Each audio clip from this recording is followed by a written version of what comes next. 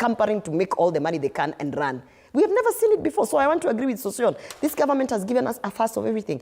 Never before, and just allow me to say this, have we ever had parliament in the highest of demonstrations been burnt down? The invasion of parliament and being burnt down, that shows you that people reached extreme, you know, wamesukumwa to the end that they felt that they needed to break into parliament and burn it down. We've never witnessed, even during the 2007-2008 post-election violence, parliament was not burnt down. You understand? Never before, also, have we seen ludicrous projects being propagated by government. Let's build a church in State House. We've never seen this kind of craziness before. You understand? Never before in my life, and I am 39 years going 40.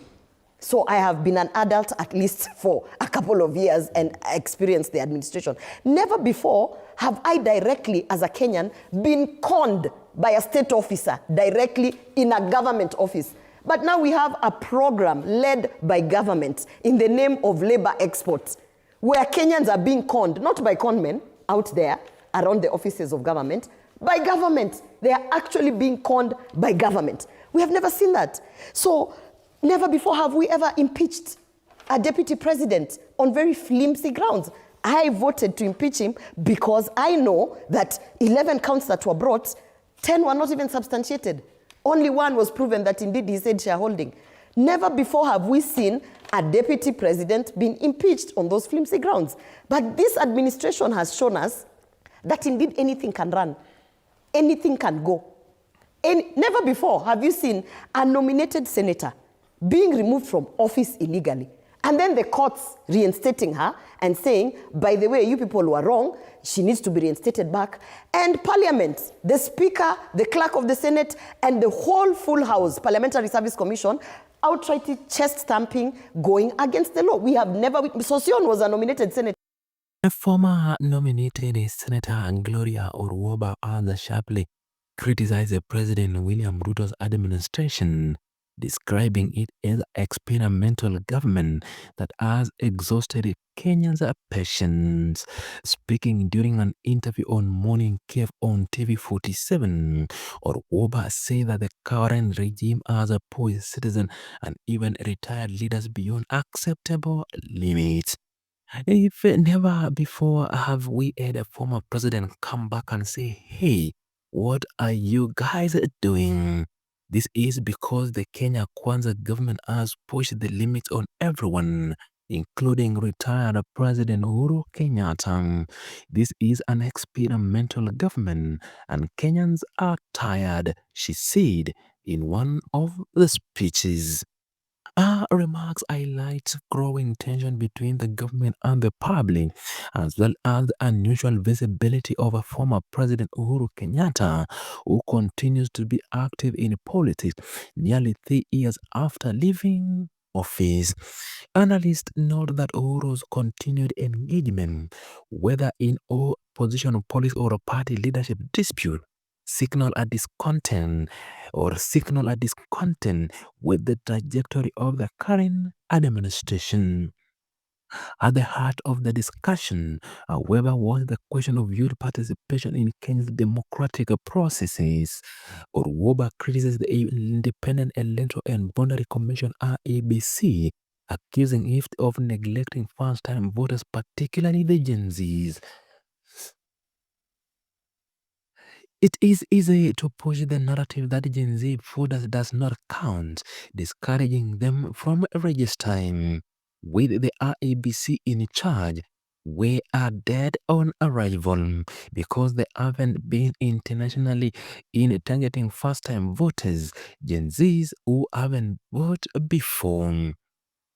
Her comments comes at a time an heated national debate on voter registration in Kenya as one of the youngest population in Africa, with an estimate of 75% of its citizens under the age of 35. Yet, voter registration rate among young people remain alarmingly low. Many youth cite disillusionment with political leadership, lack of meaningful engagement, and logistical challenges such as distance to the registration centers and financial constraint as reason for not registering.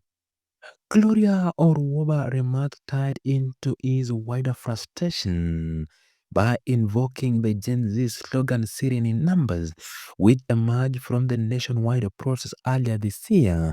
She pointed out that the irony that the same young people who mobilized in massive street demonstrations are now being left out of the formal democratic participation through the ballot. Meanwhile, our criticism of the Kenya Kwanza government echoes a broader opposition concerns that the administration is experimenting with politics without fully considering their long-term impact, from tax proposals that have anchored households to contested education reforms and high cost of living. Orwoba labeling of the government as experimental resonate with frustration shared by many Kenyans across a political divide. Because it is very clear, I mean, these are the same constituency of people, the Gen Zs, the young people, that literally got cabinet secretaries fired.